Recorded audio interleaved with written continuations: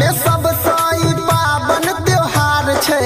राखी के धागा में बहिन के प्यार छे। राखी के धागा में बहिन के प्यार छे।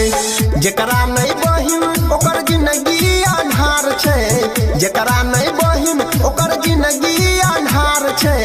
राखी के धागा में बहिन के प्यार छे। राखी के धागा में बहिन के प्यार छे हो।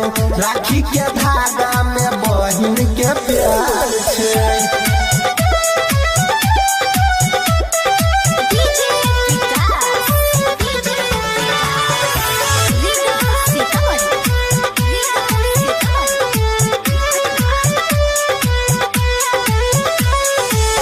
कहे छे बहिन सुन मोरे भैया।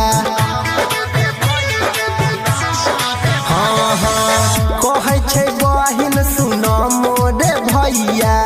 राखी बंधवाले नहीं लगत रुपैया। खुशी तू रह सलामत रह। खुश तू रह सलामत रह। भैया बहिन देख करत पुकार छे हो। राखी के धागा में बहिन के प्यार छे हो। राखी के धागा में बहिन के प्यार छे।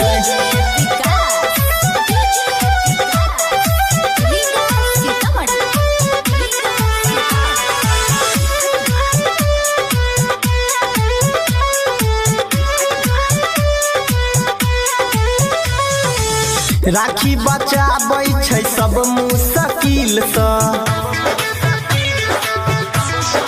हाँ हाँ राखी बचाबै छै सब मुश्किल से। कहे छै सनी देख गायक अनिल से। जे नहीं बन्हाबै कलाई में राखी।